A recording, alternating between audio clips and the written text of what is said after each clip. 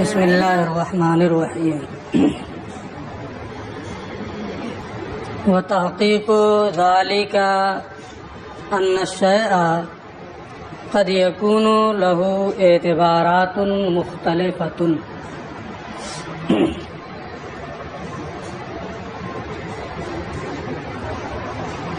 ما سبق میں انہوں نے واجب الوجود موجود کی مثال دے کر کے یہ سمجھایا کہ حقائق الاشیاء ثابتۃ میں دو حیثیتیں ہیں، کیونکہ حقائق الاشیاء ثابتۃ واسطہ در واسطہ الثابت ثابت کے معنی میں ہے۔ الثابت ثابت کے درجے میں ہونے کی وجہ سے یہ کلام غیر مفید اور لغو ہے۔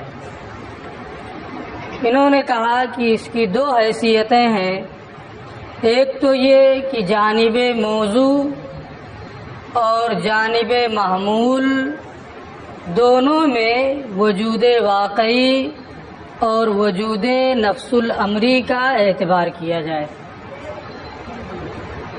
اگر دونوں جانب وجود واقعی اور وجود نفس الامری کا اعتبار کریں گے تو موضوع اور محمول متحد ہو جائیں گے، تغایر نہیں رہے گا، کلام غیر مفید ہو جائے گا۔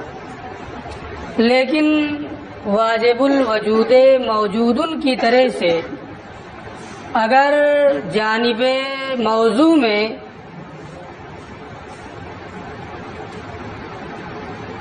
اعتقاد کا اعتبار کریں کہ جن امور کے حقائق اشیاء ہونے کا ہم اعتقاد رکھتے ہیں،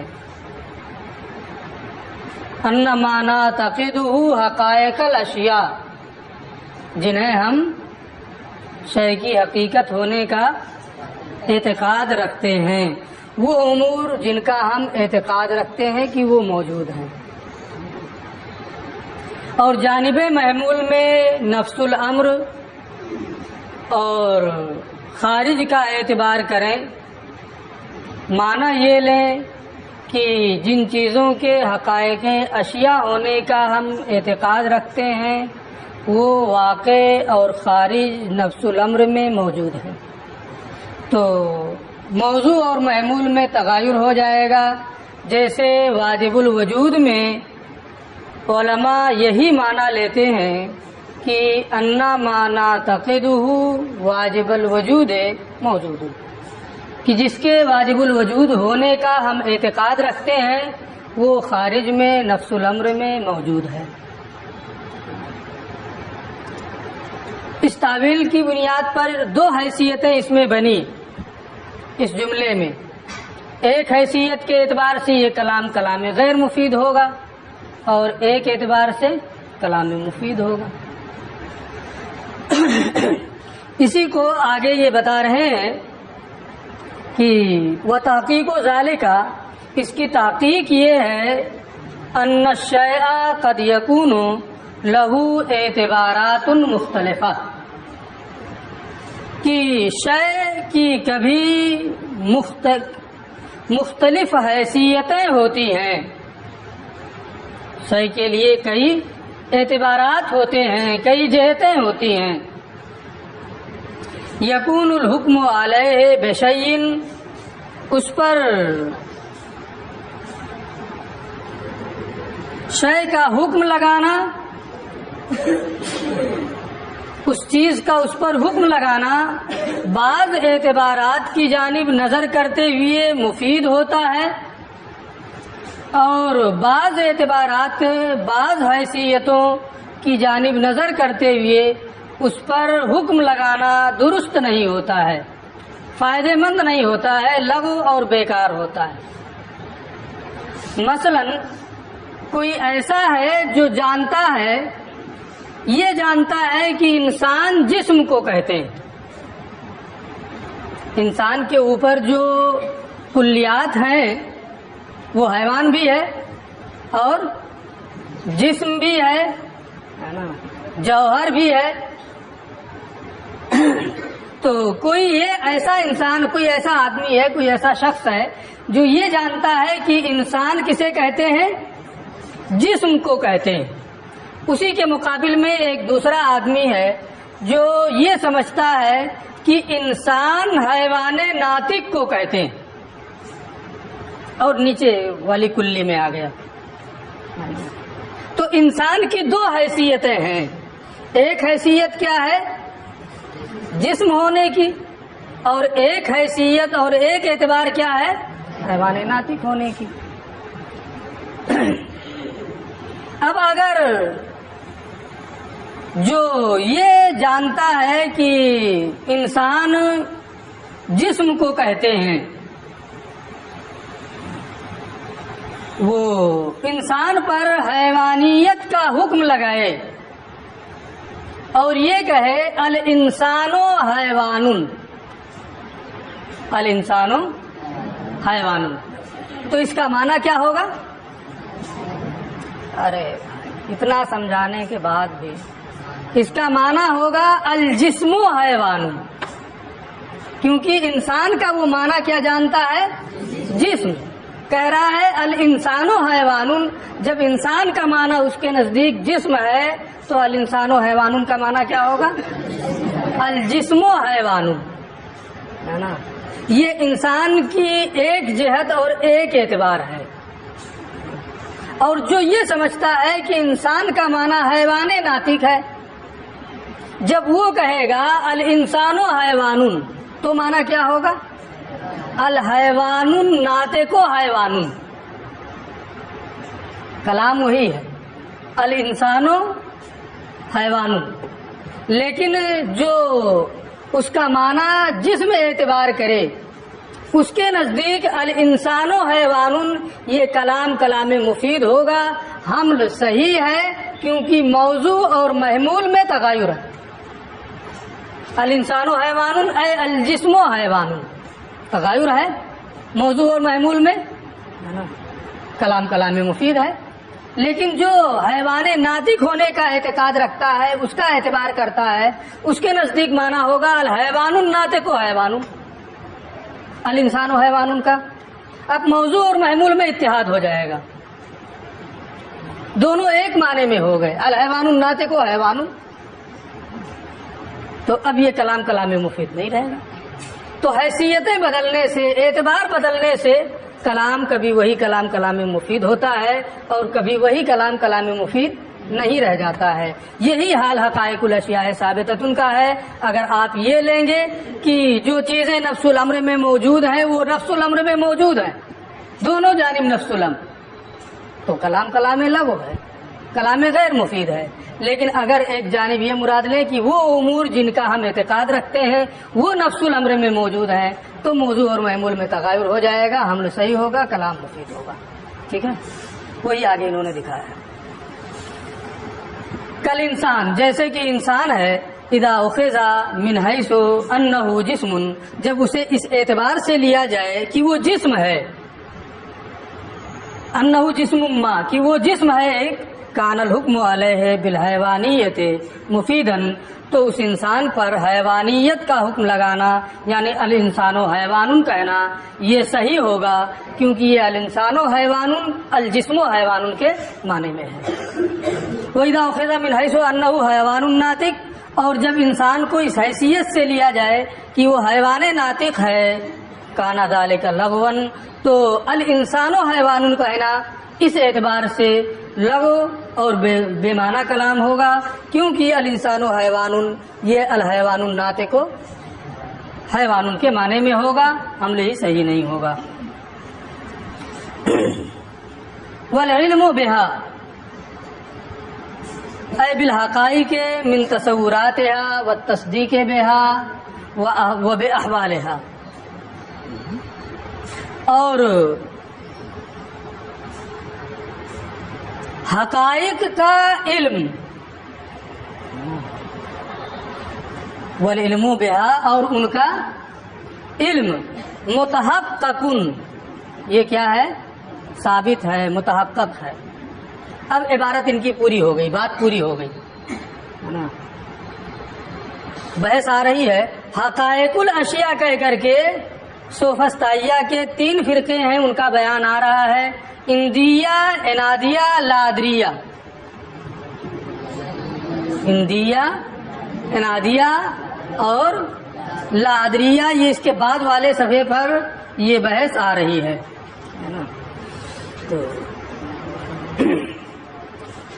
عنادیہ، اندیہ، لادریہ، یا ترتیب بدل دیں؟ تو حقائق الاشیاء کہہ کر کے انہوں نے عنادیہ کا رد کیا ہے، ثابتتن کہہ کر کے اندیہ کا رد کیا ہے، والعلم بہا متحققن کہہ کر کے یہ لادریہ کا رد کیا ہے۔ تفصیل ہم جب وہ بحث آئے گی ابھی تو بتائیں گے۔ یہ پورا جملہ ہو گیا ہے نا، جملہ پورا ہو گیا، ہم نے اشارہ کر دیا۔ اور ان حقائق کا علم، یعنی حقائق سے مراد کیا ہے؟ اشیاء ہی ہے، حقائق الاشیاء ہے، الاشیاء ثابتتن۔ تو ان اشیاء کا علم متحقق ہے، یعنی ان کے تصورات، ان کی تصدیقات، ان کے احوال، جو بھی ان کی حالتیں ہوں، جوہر ہے، عرض ہے، ممکن ہے، حادث ہے نا، تو یہ تمام چیزیں جو اس کے علم سے متعلق ہیں متحقق، یہ کیا ہے؟ ثابت ہے۔ والعلم بہا، اور ان حقائق کا علم، من تصوراتها، یعنی ان کے تصورات، ان کی تصدیقات اور ان کے احوال، خواہ وہ امکان سے متعلق ہو یا اس کے حادث ہونے سے متعلق ہو یا جوہر ہونے سے متعلق ہو یا عرض ہونے سے متعلق ہو، متحقق، یہ ثابت ہے ان کا علم۔ اب ایک بحث یہاں یہ اور چھیڑ رہے ہیں کہ والعلم بہا میں ہا کی ضمیر کا مرجع الحقائق ہے۔ الحقائق میں الف لام جو ہے وہ استغراق کا ہے بقول بعض، یہ بقول بعض یہ رکھنا ضروری ہے، تبھی بات صحیح ہوگی۔ اب ترجمہ کیا ہوگا؟ الف لام کو جب استغراق کا لیں گے، جمیع حقائق کا علم متحقق ہے، جمیع حقائق کا علم متحقق ہے، ثابت ہے۔ اور یہ جمیع حقائق کا علم متحقق ہے، یہ معنی لینا تمام حقیقتوں کا علم ہے، تمام حقیقتوں کا علم ثابت ہے، یہ معنی عقل سے پرے، باطل، صحیح نہیں ہے۔ جمیع ایک ایک حقیقت کا علم یہ ثابت ہے۔ اس کو صحیح کرنے کے لیے کہ کسی کو جمیع حقائق کا علم ہو، عقل اسے قبول نہیں کرتی، اس لیے یہاں تعبیر کی جائے گی العلم بہا، العلم بثبوتہا، جمیع حقائق کے ثبوت کا علم کیا ہے؟ ثابت ہے۔ تو ہر ایک کو یہ ہے، جتنے بھی افراد ہیں سب کو ہے کہ جمیع حقائق کے ثبوت کا جو علم ہے وہ کیا ہے؟ ثابت ہے۔ وکیلا، اور یہ کہا گیا ہے العلم المراد العلم بثبوتہا، مراد ہے کہ جمیع حقائق کے ثابت ہونے کا علم متحقق ہے، تاکہ یہ نہ ہو کہ کسی کو جمیع حقائق کا علم تو ہے نہیں، اور جب جمیع حقائق کا علم کسی کو ہے نہیں، کسی ایک فرد کو، تو العلم بہا متحقق کہنا یہ درست نہیں ہے، اس لیے مضاف یہاں مقدر مان لے تاکہ بات صحیح ہو جائے۔ کیوں اس مضاف کو مقدر ماننا پڑ رہا ہے؟ للقطع، اس بات کے یقینی ہونے کی وجہ سے، بأنہ لا علم بجمیع الحقائق، کہ جمیع حقائق کا علم نہیں ہے، کسی کو جمیع حقائق کا علم نہیں ہے، اس لیے اس بات کو صحیح کرنے کے لیے عبارت کو ثبوت کو مقدر ماننا پڑا، مضاف کو مقدر ماننا پڑا۔ علامہ تفتازانی کہتے ہیں کوئی ضرورت نہیں ہے مضاف کو مقدر ماننے کی، الف لام کو استغراق کے لیے لینے ہی کی کیا ضرورت ہے، جنس کے لیے لے لو، ہے نا؟ جن سے حقائق کا علم متحقق ہے، اب کوئی اعتراض نہیں ہوگا، جن سے حقائق اگر ایک کا بھی ہو جائے تو جن سے حقائق کا اطلاق اس پر ہوگا، ہے نا؟ تو جن سے حقائق کا علم کیا ہے، متحقق ہے، الف لام کو استغراق کے معنی میں لینے کی کوئی ضرورت نہیں، اس کو جنس کے معنی میں لے لیں، اور یہی بہتر ہے کہ اس کو جنس کے معنی میں لیا جائے، کیونکہ اگر کوئی حجت پیش کرے سالبہ کلیہ کے طور پہ کسی چیز کی نفی کر رہا، جماعت میں کوئی پڑھنے نہیں آیا ہے، سالبہ کلیہ ہے نا، اگر سالبہ کلیہ کے طور پہ نفی ہو رہی ہو تو اس کا جواب کیسے دیا جاتا ہے؟ فہیم آیا ہے، فلاں معصوم آیا ہے، یہ آیا ہے، موجبہ جزیہ کے ذریعے سے اگر موجبہ جزیہ کو ثابت کر دیا جائے اس کا جواب ہو گیا، ایک فرد کے آنے کو ثابت کر دیا جائے اس کا کہنا باطل ہو گیا، وہ کہہ رہا ہے کوئی نہیں آیا ہے، ایک فرد تو آیا۔ تو سالبہ کلیہ کا جواب جو ہوتا ہے موجبہ جزیہ کے ذریعے سے دیا جاتا ہے، وہی طریقہ ہے۔ تو جن لوگوں نے حقائق اشیاء کا انکار کیا ہے وہ سالبہ کلیہ کے طور پہ کسی بھی شے کی حقیقت ثابت نہیں ہے، سالبہ کلیہ، تو ان کا جواب کیسے ہوگا؟ موجبہ جزیہ کے ذریعے سے، الف لام کو جنس کا مان لیں، موجبہ جزیہ کے معنی میں ہو گیا، ان کا جواب ہو گیا، اس لیے ثبوت کو مقدر ماننے کی کوئی ضرورت نہیں ہے۔ والجواب ہو، اس کا جواب یہ ہے ان المراد الجنس، کہ یہاں حقائق میں جو الف لام ہے وہ جنس کا ہے، یعنی حقائق اشیاء کی جنس کا علم، یہ کیا ہے؟ ثابت ہے۔ ردن علی القائلین، ان قائلین پر رد کرتے ہوئے جو یہ ان لوگوں پر رد کرتے ہوئے جو یہ کہتے ہیں لا ثبوت لشیء من الحقائق، حقائق میں سے کسی چیز کا وجود نہیں ہے، یہ کیا ہے؟ سالبہ کلیہ ہے، موجبہ جزیہ سالبہ کلیہ ہے، لا ثبوت لشیء من الحقائق، حقائق میں سے کسی چیز کا علم نہیں ہے، ولا علم بثبوت حقیقت، کسی حقیقت کے ثبوت اور عدم ثبوت کا بھی علم نہیں ہے، یعنی سالبہ کلیہ کے طور پہ وہ لوگ اس کو ذکر کرتے ہیں۔ اب اگر ہم اس کا جواب موجبہ جزیہ کے طور پہ دے دیں تو سالبہ کلیہ کا رد ہو جائے گا۔ اگر ایک فرد کی بھی حقیقت ہے نا، ایک فرد کا بھی کے لیے بھی یہ حکم ثابت ہو جائے، ان کا جواب ہو جائے گا۔ اس لیے حقائق الاشیاء میں جو الف لام ہے اس کو استغراق کے معنی میں لینا، پھر ثبوت کو عبارت صحیح کرنے کے لیے ثبوت کو مقدر ماننا، اس کی کوئی ضرورت نہیں ہے، سیدھے سیدھے آپ الف لام کو جنس کا مان لیں۔ خلافاً للسوفسطائیہ، تو اب یہ بحث آ گئی، حقائق الاشیاء ثابتۃ والعلم بہا متحقق۔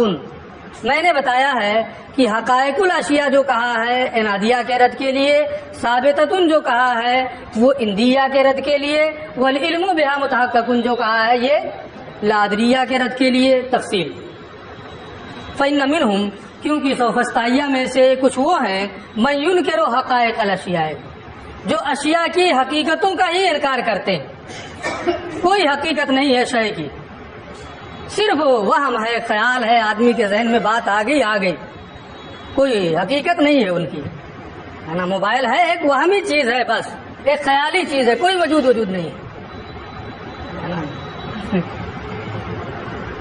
تو یہ لوگ کیا کہتے ہیں کہ اشیاء کی حقیقتوں کا ہی انکار کرتے ہیں، اور ان کا خیال یہ ہے انہا اوہام و خیالات باطلہ، کہ یہ سب ساری چیزیں کیا ہیں؟ وہم ہیں اور باطل خیالات ہیں، بس ذہن میں آ گئے، ان کی کوئی حقیقت نہیں ہے۔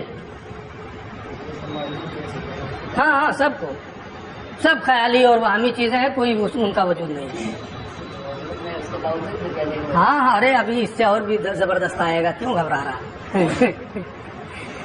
وہم الانادیہ، ان کا نام کیا ہے؟ انادیہ، ہے نا۔ یہ انادن حق کا انکار کرتے ہیں، جو چیزیں واقعی میں موجود ہیں کہتے ہیں نہیں موجود ہیں، صرف وہم ہے، خیال ہے، اس لیے ان کا نام کیا پڑا؟ انادیہ. ومنہم من ینکر ثبوتہا، بعض وہ ہیں جو ثبوت اشیاء کا انکار کرتے ہیں کہ اشیاء ثابت نہیں ہے، ان کا وجود نہیں ہے، بس اشیاء کی حقیقتیں تو ہیں لیکن ان کا کوئی وجود نہیں ہے. وہ اعتبار معتبر کے تابع ہے. ہم موبائل کو عرض مان لیں عرض ہے، جوہر مان لیں جوہر ہے نا، جو مان لے وہی ہے. اعتقاد معتقد کے تابع، اعتبار معتبر کے تابع ہے، ان کا اپنا کوئی وجود نہیں.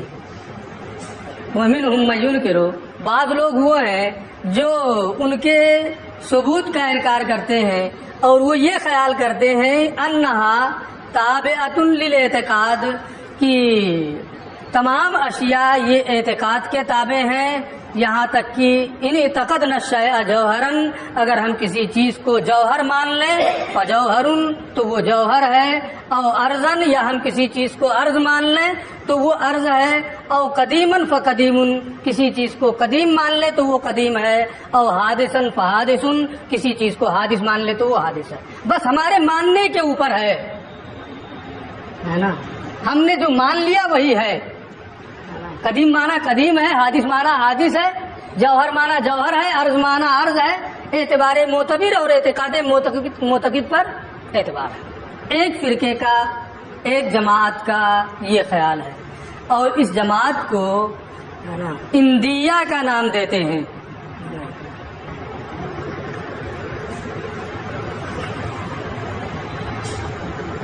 تو یہ لوگ چونکہ اشیاء کے ثبوت کا انکار کرتے ہیں، حقائق اشیاء کا انکار نہیں کرتے ہیں، تو اس وجہ سے ان کا نام اندیہ پڑ گیا. اندیہ کا معنی اعتقاد ہوتا ہے. کہتے ہیں اعتقاد معتقد کے تابع ہیں، اعتبار معتبر کے تابع ہیں، اس لیے ان کو اندیہ کہا گیا. تیسرا فرقہ ومنہم من ینکر العلم بثبوت شیء ولا ثبوتہ، کچھ لوگ وہ ہیں جو کسی چیز کے ثبوت اور عدم ثبوت کے علم کا انکار کرتے ہیں. نہ ثابت ہے، نہ ثبوت ہے، نہ عدم ثبوت ہے نا. ہاں دونوں کا انکار، بلکہ دونوں کے انکار کرنے کے ساتھ ساتھ جو انکار کیا اس کا بھی انکار کرتے ہیں کہ وہ بھی ثابت نہیں ہے نا. ومنہم من ینکر، ان میں سے کچھ لوگ وہ ہیں جو ثبوت شے اور عدم ثبوت شے کا انکار کرتے ہیں. کیا کہتے ہیں؟ وَيَزْعَمُ، یہ خیال کرتے ہیں ثبوت شے شک ہے نا، عدم ثبوت شے شک ہے نا. انہو، یہ وہ ان کا خیال یہ ہے، انہو شک، کیوں نہیں شبہ ہے. ثبوت شے کہیں گے شبہ ہے، عدم ثبوت شے کہیں گے شبہ ہے. جو شک کر رہے ہو اس کے بارے میں کہیں گے اس میں بھی شبہ ہے. وَيَزْعَمُ، ان کا خیال یہ ہے، انہو شاکن، کہ وہ انہیں شک ہے. وہ شاکن فی انہو شاکن، اس میں بھی شک ہے کہ انہیں شک ہے نا. وَعَلُمْ مَجَرَّةً، اسی طریقے سے ان کا معاملہ چلتا ہے. اسی کا نام لادریہ ہے، کچھ پتہ نہیں ثبوت ہے آدمی ثبوت ہے. وَهُمْ لادریہ، ان کا جواب، یہ کون سے لوگ ہیں؟ لا ادریہ. اب تینوں فرقے کو آپ جان گئے کہ انادیہ حقائق اشیاء کا انکار کرتے ہیں، اندیہ ثبوت کا انکار کرتے ہیں، اور لا ادریہ اس کے علم کا انکار کرتے ہیں. ثبوت اور عدم ثبوت کسی چیز کا علم نہیں. انہی تینوں کے رد کے لیے ماتن نے کہا حقائق الاشیاء ہے. انادیہ کا رد ہو گیا. اشیاء کی حقیقتیں، وہ کہتے ہیں کوئی حقیقت نہیں ہے نا. ثابتۃ، دوسرے فرقے نے کہا تھا ثابت نہیں ہے نا، ثبوت اور عدم ثبوت ہے نا، تو اس کا رد کر دیا. والعلم بہا متحقق کہہ کر کے لادریہ کا رد کر دیا. تینوں کو آپ نے پڑھ لیا ہے، تینوں پر وہ چیزیں منطبق ہو رہی ہیں. اس کے بعد علامہ تفتزانی فرماتے ہیں وَلَنَا تحقیقاً، ہماری تحقیقی دلیل، کی تحقیقی دلیل اس دلیل کو کہتے ہیں جس کے مقدمات نفس الامر میں صادق ہوں. آپ کے مد مقابل کو وہ مقدمات تسلیم ہوں یا تسلیم نہ ہوں، اس سے بحث نہیں۔ اگر وہ مقدمات نفس الامر میں صادق ہیں اور ایسے مقدمات کے ذریعے سے آپ حجت پیش کر رہے ہیں تو ان کو کیا کہیں گے؟ یہ دلیل تحقیقی دلیل ہے۔ اور اگر نفس الامر میں واقع میں وہ مقدمات صادق نہیں ہیں، سامع کو، اپنے خصم کو خاموش کرنے کے لیے آپ نے ایسے مقدمات ذکر کیے ہیں جو خصم کے نزدیک تو مسلم ہیں لیکن نفس الامر میں صادق نہیں ہے۔ آپ جانتے ہیں کہ یہ نفس الامر میں صادق نہیں ہے، خود آپ کے نزدیک بھی وہ ثابت نہیں ہے نا، لیکن آپ جانتے ہیں کہ یہ تو بحث پہ بحث کیے چلا جا رہا ہے، جو حق ہے اس کو بھی نہیں ماننا۔ تو اب ایسے موقع پر آپ الزامی دلیل دیتے ہیں، جو مقدمات اسے مسلم ہوتے ہیں ان مقدمات کی روشنی میں آپ دلیل قائم کرتے ہیں، تو جب مقدمات خود اسے مسلم ہوں گے تو اس کا انکار کرنے کی جسارت کرے گا؟ اس کی جسارت نہیں کرے گا، اس لیے وہ لاجواب ہو جاتا ہے، خاموش ہو جاتا ہے۔ یہ تحقیقی دلیل اور الزامی دلیل میں فرق ہے کہ جس سے کہ مقدمات نفس الامر میں صادق ہوں، خواہ وہ اس کے نزدیک مسلم ہوں یا مسلم نہ ہو، ہے نا، آپ کے خصم کے نزدیک۔ اور اگر خصم کے نزدیک مسلم ہے، نفس الامر میں وہ صادق نہیں ہے، تو ایسی دلیل کو، اگر ایسے مقدمات پر دلیل مشتمل ہے تو اسے الزامی دلیل کہتے ہیں۔ یہ پہلے تحقیقی دلیل دے رہے ہیں، وَلَنَا تَحْقِيقًا، ہماری تحقیقی دلیل یہ ہے ان نجزم بالضرورہ بثبوت بعض الاشیاء بالعیان و بعضها بالبیان،